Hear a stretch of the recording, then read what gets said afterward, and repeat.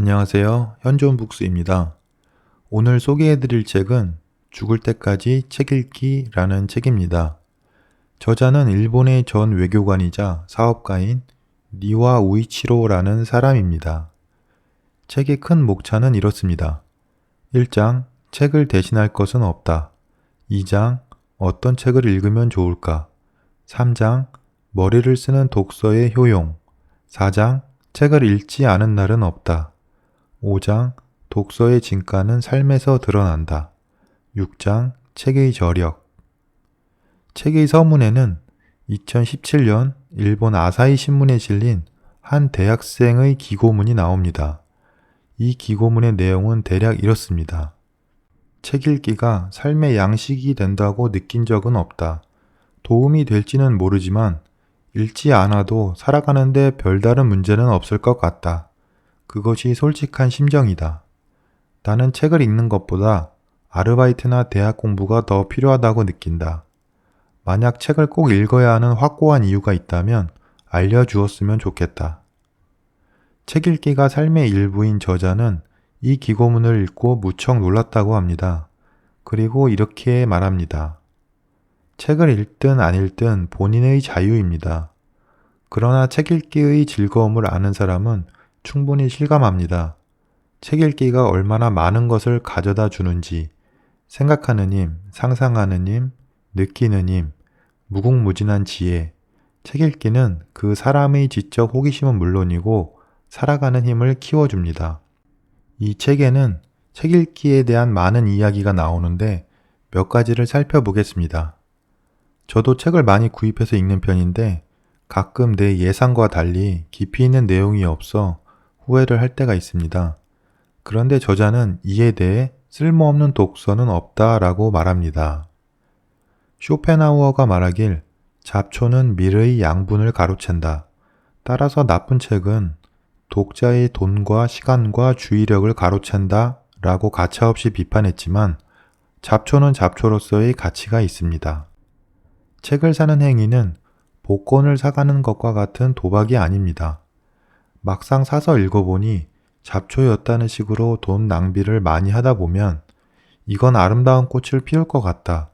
굵직하고 단단한 나무로 자랄 것 같다 하고 예측하는 안목이 점점 생겨납니다. 그리고 차츰 사오는 책들 중에 잡초라고 밝혀지는 비율이 줄어듭니다.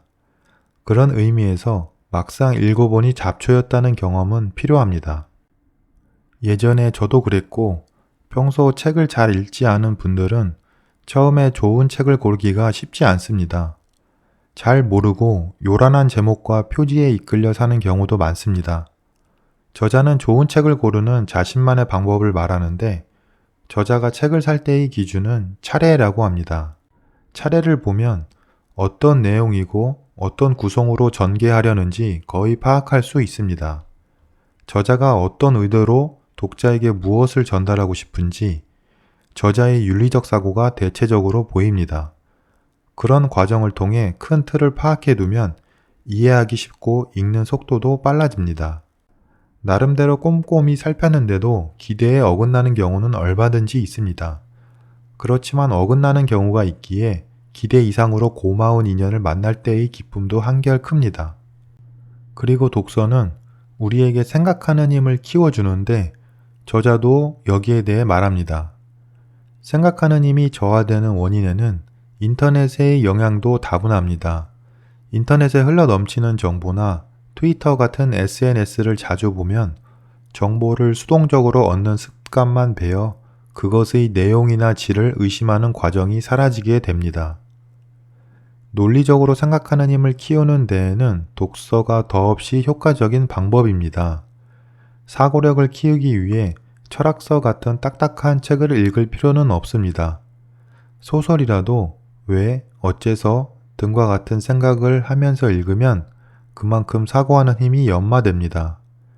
생각하는 힘은 살아가는 힘으로 직결됩니다. 또한 저자는 독서의 진가는 삶에서 드러난다고 말합니다. 인생이란 문제가 있는 게 당연합니다. 나는 아무리 힘든 상황이 닥치더라도 그것은 하늘이 내게 부여한 시련이라고 생각합니다. 거기에서 도망치지 않고 정면으로 받아들이며 최선을 다하면 반드시 힘과 지혜가 솟아납니다. 생각지 못했던 번뜩이는 아이디어도 떠오릅니다. 그러다 보면 불가능하다고 여겼던 일에도 희망의 빛이 보이기 시작합니다. 그런 원천이 되는 것이 독서와 경험입니다. 특히 책을 많이 읽어온 사람은 선인들의 지식이나 경험에서 많은 것을 배움으로써 돌파구를 여는 깨달음과 강한 마음을 키울 수 있습니다. 다양한 각도에서 문제를 바라보고 모든 가능성을 파악하는 데는 독서로 얻은 지식과 사고방식, 상상력이 큰 힘이 됩니다. 그리고 독서는 마음을 자유롭게 해준다고 합니다. 독서를 통해 자기 생각이 가다듬어지고 중심축이 생기면 주변에 휩쓸려 생각하거나 행동하는 일이 분명히 없어질 것입니다. 세간의 상식 등에 얽매이지 않는 진정한 자유를 독서가 길러줍니다. 현재 80이 넘은 저자는 책의 마지막에 자신의 수명이 얼마 남지 않음을 말하며 좋아하는 책에 푹 빠져 있는 순간에 호련히 죽음을 맞는 것도 나쁘지 않을 것 같다 라고 말을 합니다. 이 책의 제목과 같이 죽을 때까지 책을 읽고 싶어하는 저자의 마음이 엿보입니다.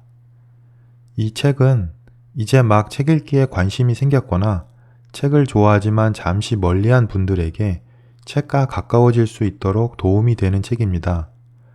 저자의 말처럼 여러분도 책 읽기로 자유로운 삶을 알게 되시길 바랍니다.